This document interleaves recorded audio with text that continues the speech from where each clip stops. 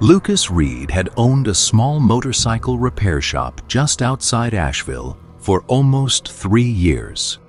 Business was never easy, but it paid enough to cover the bills. Most evenings he kept the shop open later than everyone else because travelers and delivery riders often needed emergency repairs before heading home. By the time Lucas locked the garage every night, the streets were almost empty. His drive home took about 40 minutes. The fastest route was Black Pine Road, a narrow mountain road that cut through miles of dense forest. Most locals refused to use it after dark. They preferred driving an extra 20 minutes through the highway instead. Whenever Lucas asked why people avoided the road, they always gave the same answer. It just feels wrong after sunset. Lucas never believed stories like that. To him, a road was just a road. Nothing more, nothing less. For almost 2 years, he drove through Black Pine Road every single night without anything unusual happening, until one cold evening in late October. The temperature had dropped sharply. A thick blanket of fog covered the mountains, making it difficult to see more than a few yards ahead. Lucas finished repairing the last motorcycle of the day and finally closed the shop. It was a little after 8:30. He started his bike, pulled onto the empty highway, and soon entered the forest road. The deeper he rode, the quieter everything became. No traffic, no houses, no sound except the steady rumble of his engine and the cold wind brushing past his helmet. About 15 minutes later, he noticed something unusual. His phone suddenly lost signal. The GPS screen froze. Then the music inside his helmet stopped playing. Everything went silent. Lucas smiled to himself. The mountains always killed the signal. Nothing strange about that. He kept writing. A few minutes later, he heard something that made him slowly ease off the throttle. Someone was crying. A woman. The sound was faint at first, almost hidden beneath the wind. But with every second, it became clearer. She sounded terrified. Lucas looked around. The forest on both sides of the road was completely dark.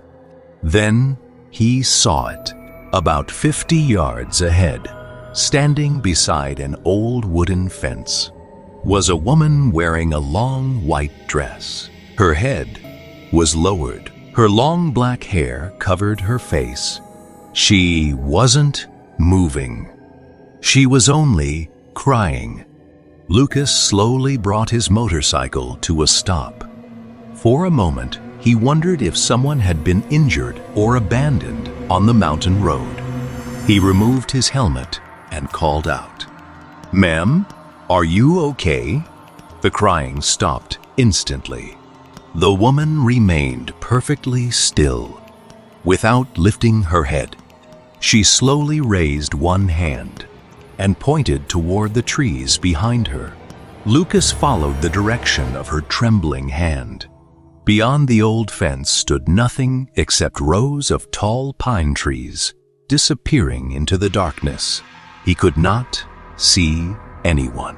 No vehicle, no cabin, nothing that explained why she was standing alone in the middle of nowhere. Lucas called out again, asking if she needed help. The woman never answered. She only kept pointing toward the forest. A cold breeze suddenly swept across the road, carrying a strange, sweet smell. It reminded Lucas of fresh flowers mixed with old perfume. The smell was so strong that it made him uncomfortable. For some reason, every instinct inside him told him not to walk into those trees. He took one careful step forward. At that exact moment, headlights appeared behind him. A pickup truck came around the curve, and its bright lights flooded the roadside. Lucas turned for only a second to wave the driver around. When he looked back, the woman was gone. The road was empty. The fence stood exactly where it had been, but there was nobody beside it. Lucas quickly searched both sides of the road with his phone flashlight. There were no footprints, no broken branches, no sound, only complete silence. The pickup truck slowed beside him. An elderly man rolled down his window. "Son, why are you stopped here?" Lucas explained that he had just seen a woman crying beside the road. The old man's face changed instantly. He looked toward the fence, then back at Lucas. Without another word, he told Lucas to get on his motorcycle and leave immediately. Lucas asked if the woman lived nearby. The old man shook his head. "Nobody has lived near this road for years." Then he drove away without saying anything else. Lucas stood there for another few seconds. The strange perfume still lingered in the cold air. Finally, he started his motorcycle and continued toward home. The entire ride back, he could not stop thinking about the woman. When he reached his house, he locked every door, took a hot shower, and tried to forget everything. Just before going to bed, he placed his motorcycle keys on the kitchen counter, exactly where he always kept them. Then, he switched off the lights and went to sleep. At exactly 3:23 in the morning, Lucas suddenly opened his eyes. He had heard something. A soft, metallic sound. Very slow. Very close.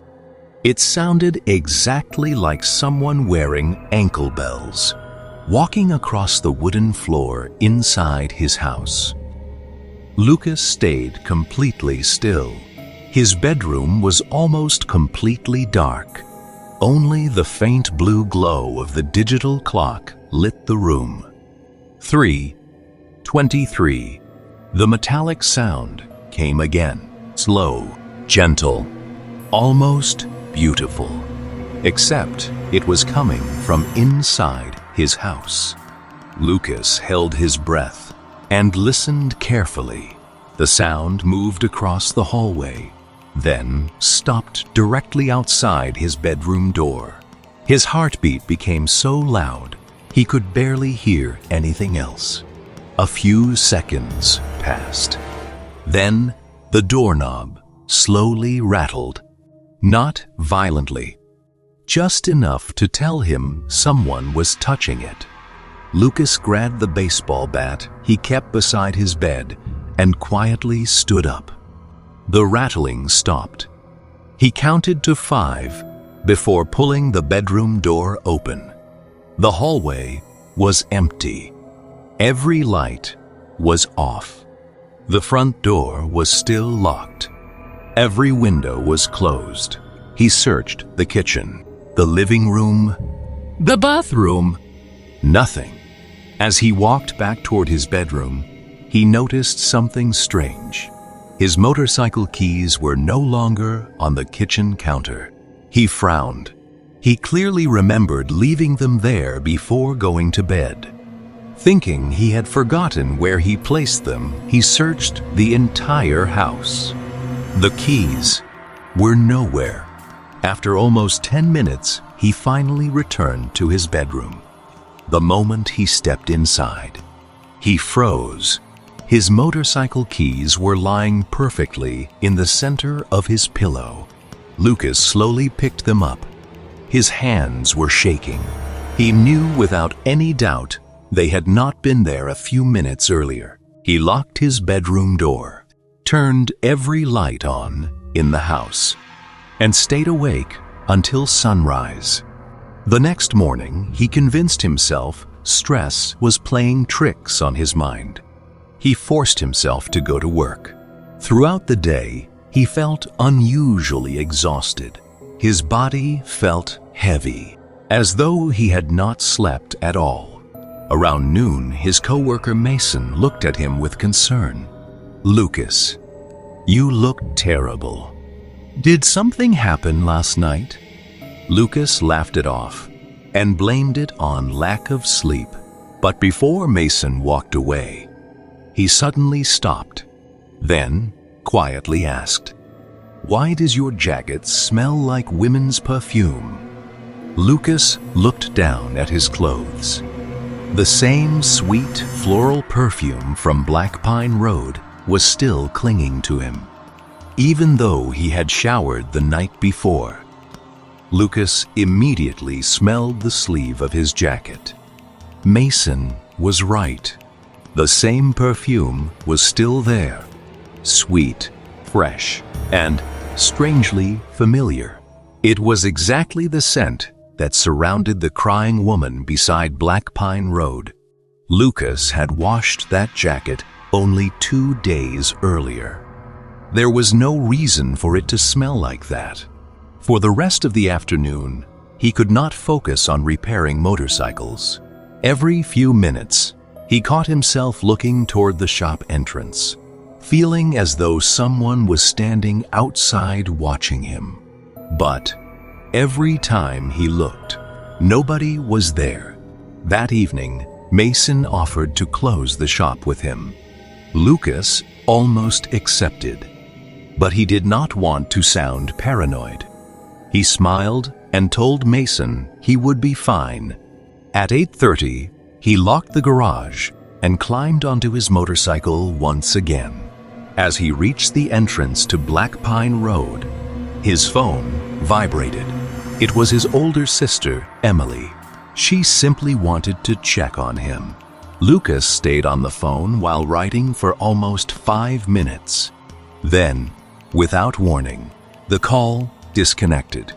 His screen showed no service, exactly like the previous night. The forest suddenly became unnaturally quiet. No insects, no wind, no birds, only the sound of his motorcycle. Then something caught his attention in the rearview mirror. A white figure standing in the middle of the road behind him. Lucas immediately looked over his shoulder. The road was completely empty. When he faced forward again, the engine suddenly died. His motorcycle rolled silently before stopping in the middle of the forest. Lucas tried starting it again. Nothing. He checked the fuel. Full tank. Battery. Normal. Everything looked fine.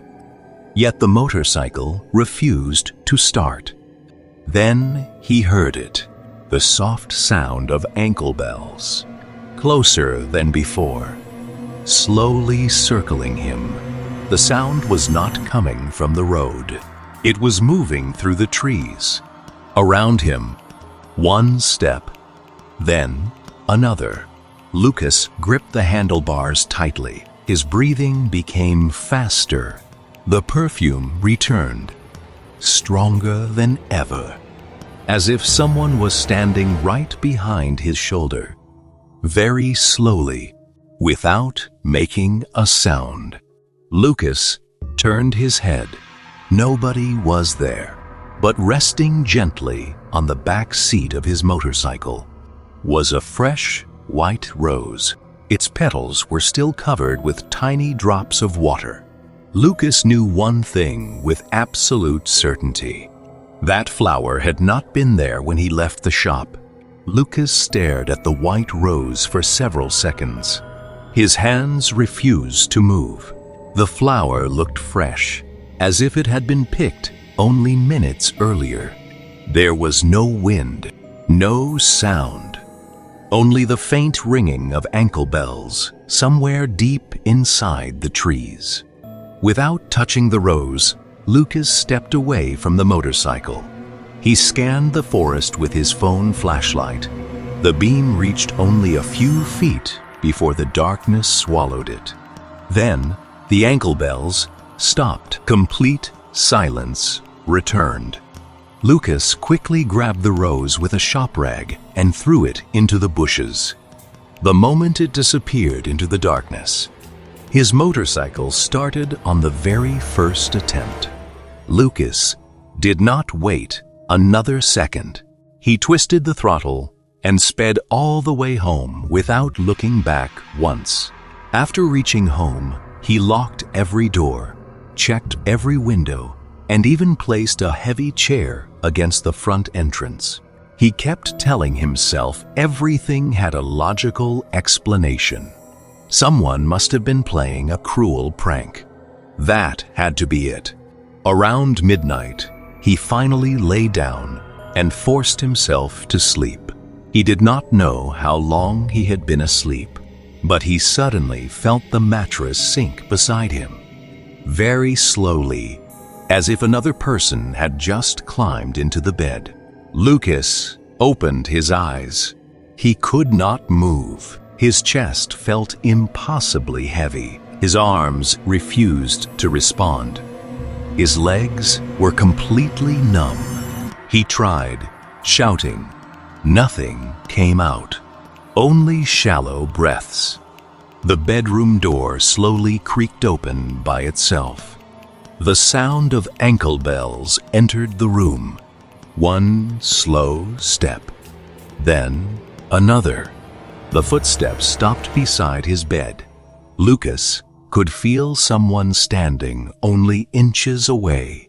The sweet perfume filled the entire room. Then he felt it, a cold hand gently brushing across his face, moving through his hair, across his shoulder, down his arm. Tears rolled from Lucas's eyes. He fought with everything he had to move even one finger, but his body remained frozen. A soft female voice whispered beside his ear, "I finally found you." The pressure on his chest suddenly became even heavier, as though someone had slowly laid down beside him, wrapping both arms around him, holding him tightly. Lucas could hear gentle breathing against his neck, and then everything went completely black. When Lucas finally opened his eyes, morning sunlight was shining through the bedroom window. The weight on his chest was gone. His body could move again. For several minutes, he simply lay there, trying to convince himself it had only been a nightmare. Then he noticed something resting on the pillow beside him. A long strand of black hair. Lucas slowly picked it up. It was real. His heart began pounding again. He immediately threw the hair into the trash and rushed into the bathroom. The moment he looked into the mirror, he froze. Around the left side of his neck were faint red marks. They looked almost like fingerprints, as though someone had been holding him during the night. Lucas pulled up the collar of his jacket before leaving for work. He did not want anyone asking questions. All day he felt weaker than ever. His eyes burned. His muscles ached.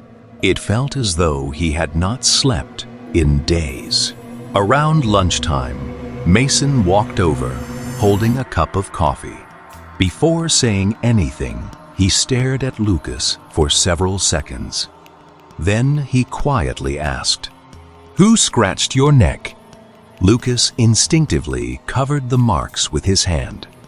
He forced a smile and blamed it on tree branches while riding. Mason nodded, but he clearly did not believe him. That evening, Lucas made a decision. He was not taking Black Pine Road again. Instead, he chose the longer highway route home. Almost 20 extra minutes. But he no longer cared. He wanted to stay as far away from that forest as possible. The drive home was completely normal. No crying, No perfume. No ankle bells. For the first time in days, Lucas finally relaxed. Maybe leaving that road behind had solved everything. That night, he locked every door, switched on the porch light, and went to bed feeling hopeful. At exactly 3:23, his bedroom light suddenly turned on by itself. Lucas sat upright. Immediately, the room was empty. He reached toward the lamp. Before his hand touched the switch, the light turned off again. Then, from somewhere inside the hallway, he heard the slow sound of ankle bells. Lucas closed his eyes in disbelief. He had avoided Black Pine Road, but somehow, whatever he met there had already followed him home. Lucas grabbed the baseball bat and slowly stepped into the hallway. Every light inside the house was now off again. Only the porch light outside cast a faint glow through the living room window. The ankle bells continued moving, not toward him, away from him, leading him through the house. Lucas followed the sound until he reached the kitchen. The room was empty, but something immediately caught his attention. Every cabinet door was standing open, every single one. He clearly remembered closing them before going to bed. A cold chill ran through his body. Then the refrigerator door slowly creaked open by itself. Lucas tightened his grip on the bat. Inside the refrigerator, resting on the middle shelf, was another white rose. Fresh, perfect, covered with tiny drops of water. The sweet perfume instantly filled the kitchen. Lucas slammed the refrigerator door shut. The moment it closed, the sound of ankle bells came from directly behind him, much closer than ever before. Lucas spun around, swinging the bat with all his strength. It passed through empty air. Nobody was there. Then, every light in the house began flickering together. On, off, on, off. The entire house echoed with the sound of ankle bells, as if someone was running from room to room, laughing softly between every step. Lucas backed against the wall, unable to understand where the sound was coming from. Then he noticed muddy footprints appearing on the wooden floor, one after ANOTHER. There was nobody making them. Each footprint simply appeared by itself. They started at the front door, crossed the living room, passed through the kitchen, and stopped directly in front of Lucas. The final footprint appeared only inches from his shoes. Then, nothing. Silence. Lucas slowly raised his eyes. Standing in the reflection of the microwave door, he finally saw her clearly. A young woman wearing an old white wedding dress. Long black hair covered most of her face. Her pale hands rested quietly in front of her. She was smiling. But when Lucas turned around, the kitchen was completely empty. Only the perfume remained. And from somewhere upstairs, even though his house had no second floor, he heard a woman softly crying again. Lucas stood frozen in the kitchen. His house had only one floor. There was no upstairs, no attic, nothing above the ceiling except the roof.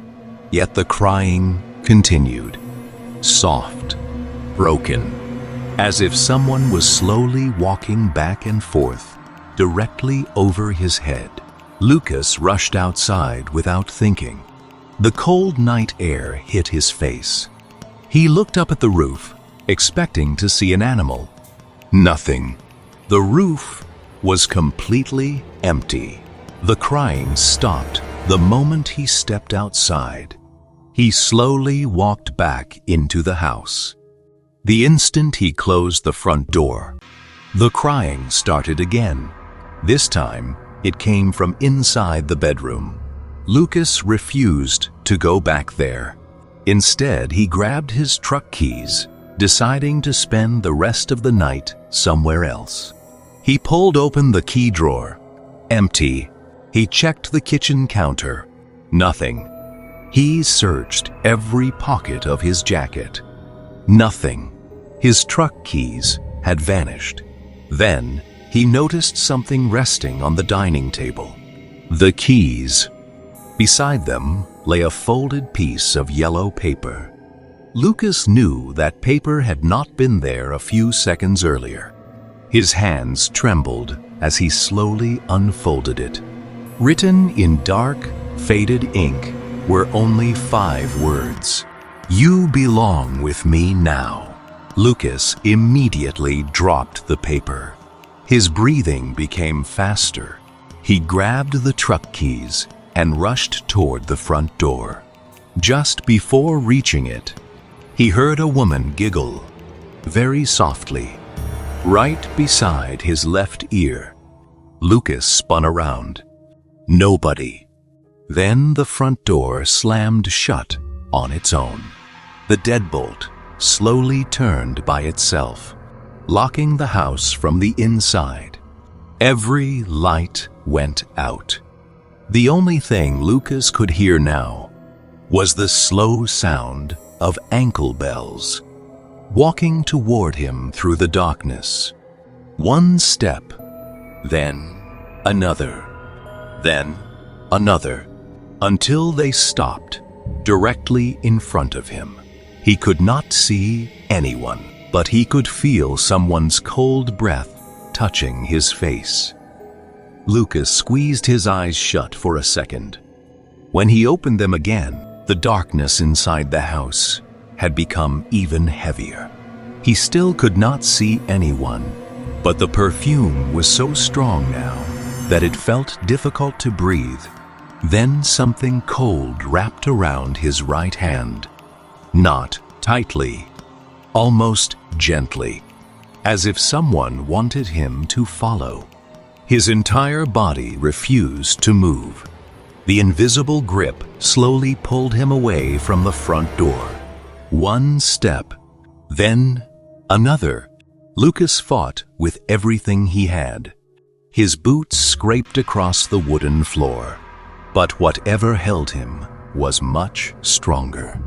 The ankle bells rang with every step, leading him toward the bedroom. Suddenly, his phone began vibrating inside his pocket. The vibration broke the strange grip for just a second. Lucas immediately pulled out the phone. The screen showed Mason calling. He answered without even looking. Mason could barely understand him because Lucas was breathing so heavily. Lucas shouted, "Come to my house right now. Please hurry. SOMETHI thing is INSIZ." Before Mason could reply, the call disconnected. Not because of bad signal. The phone battery was completely full. The screen simply went black, as if someone had switched it off. Lucas pressed the power button again.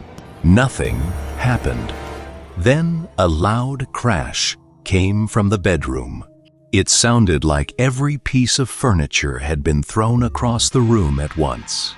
Lucas stood frozen. A few seconds later, everything became silent again. Then, very slowly, the bedroom door opened. No hand touched it.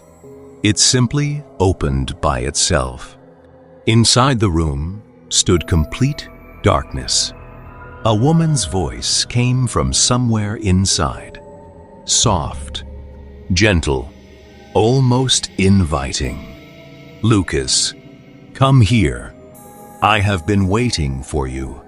For a moment, Lucas felt an overwhelming urge to walk inside.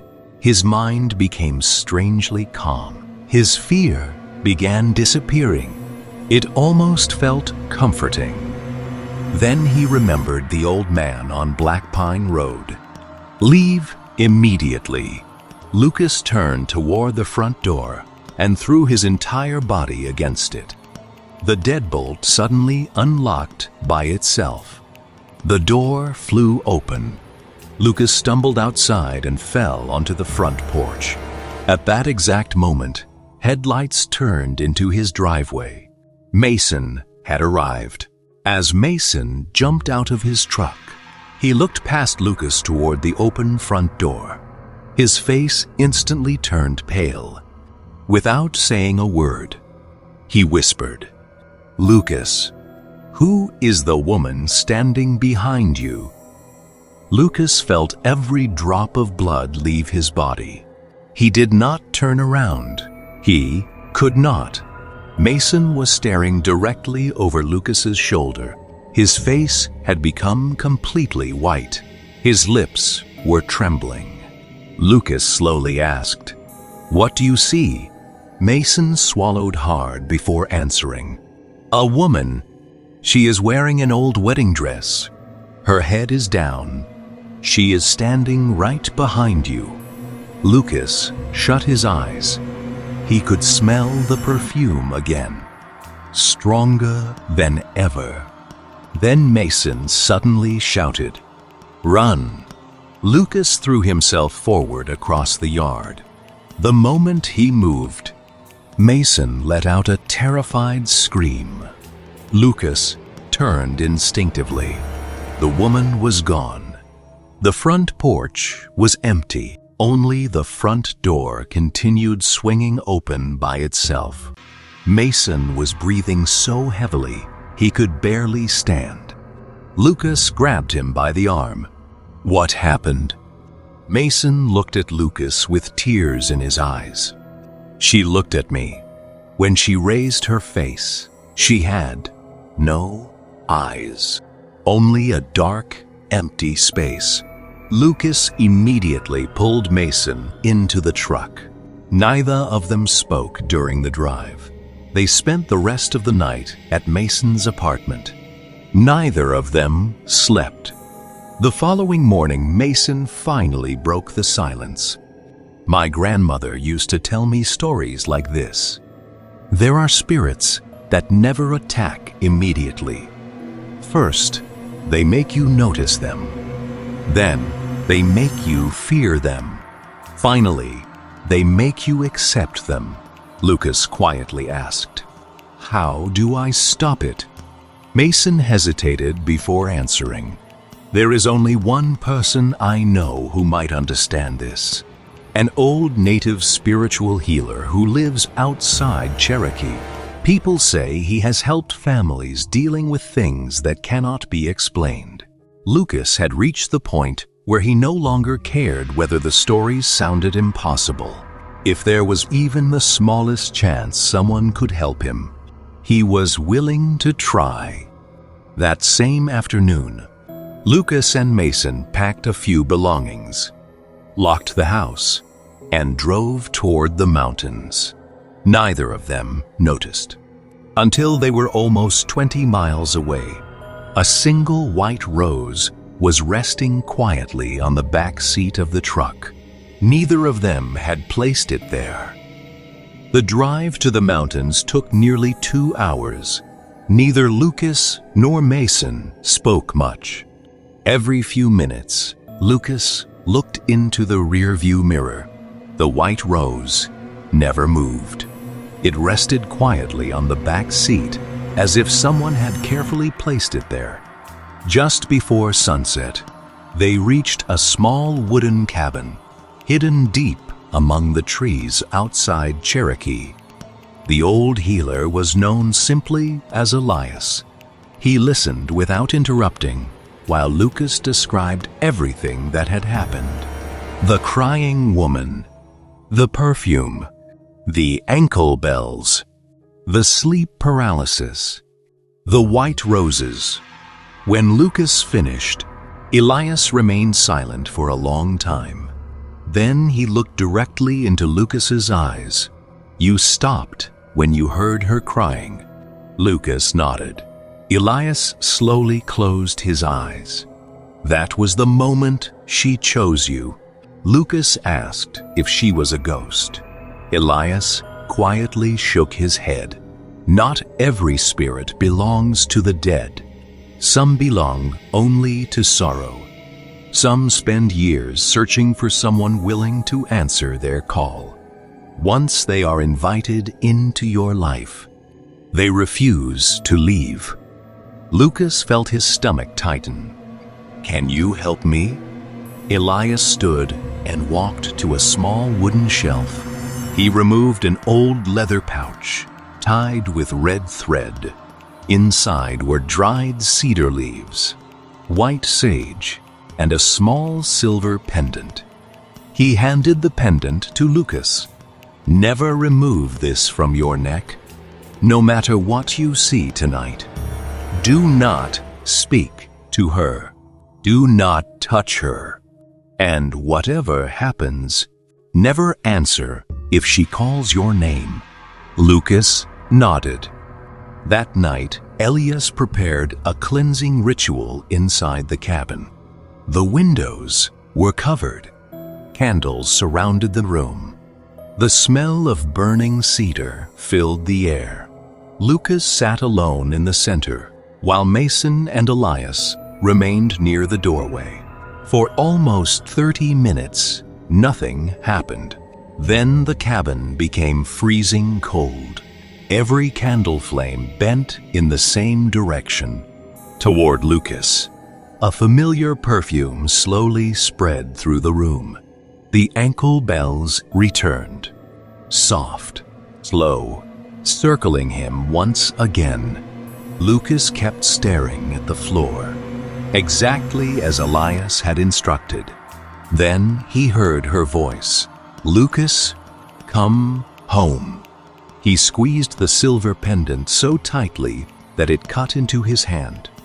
The voice came again, closer. "Lucas, please look at me." A cold hand gently touched his shoulder. Tears filled Lucas's eyes.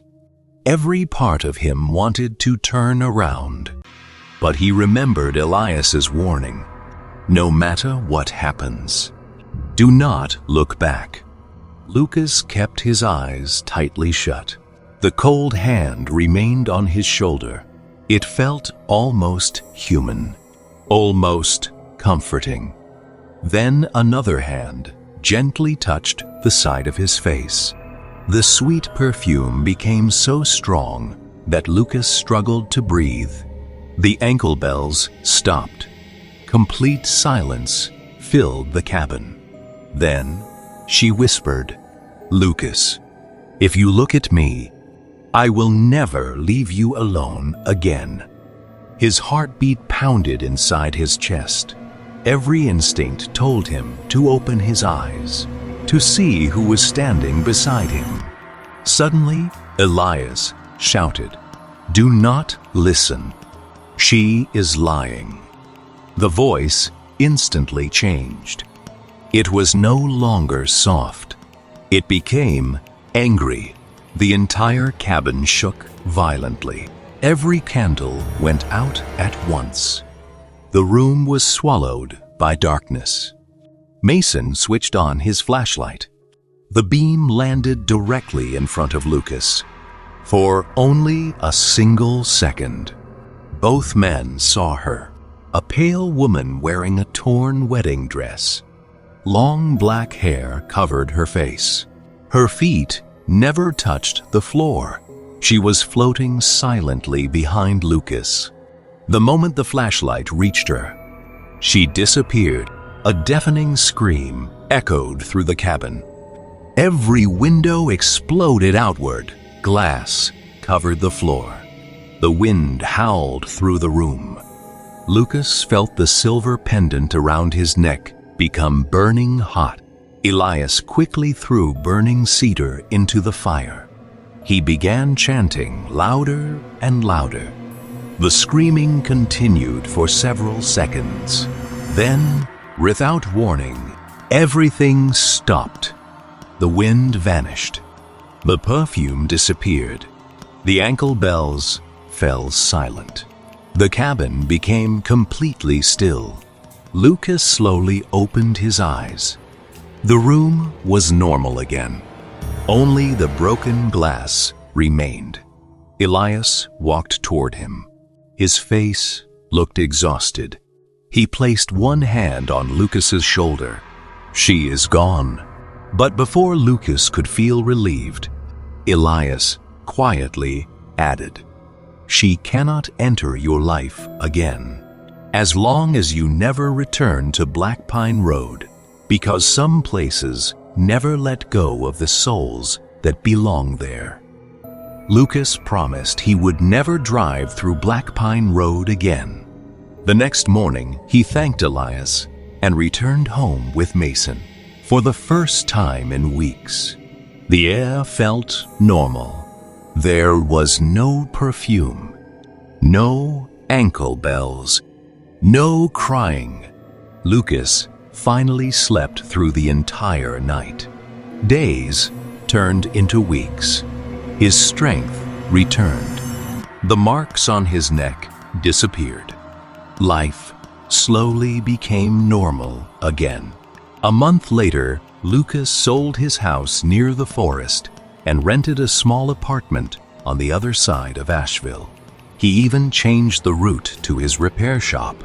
No matter how much longer it took, he never went anywhere near Black Pine Road. Almost a year passed without a single strange incident. Lucas convinced himself it was finally over. Then one rainy afternoon, a young customer walked into his repair shop. She had broken down on a motorcycle near the mountains. While Lucas repaired the bike, she casually asked, "Can I ask you something? Do you know why everyone avoids Black Pine Road after dark?" Lucas slowly looked up.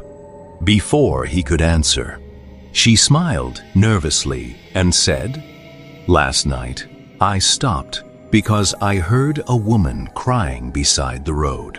Lucas felt his heart stop. He quietly asked, "Did you see her?" The young woman nodded. She was wearing a white dress. "I wanted to help her, but she disappeared." Lucas closed his eyes for a moment. He reached into his pocket, pulled out the silver pendant Elias had given him, and placed it into the young woman's hand. "Keep this with you. Never go back there after sunset." The woman looked confused, but she thanked him and left. Lucas stood alone inside the shop, watching her ride away. He knew one terrible truth: some roads never become safe. They simply wait for the next traveler willing to stop. So, this is the story. Like, share, and follow Nightmare Files.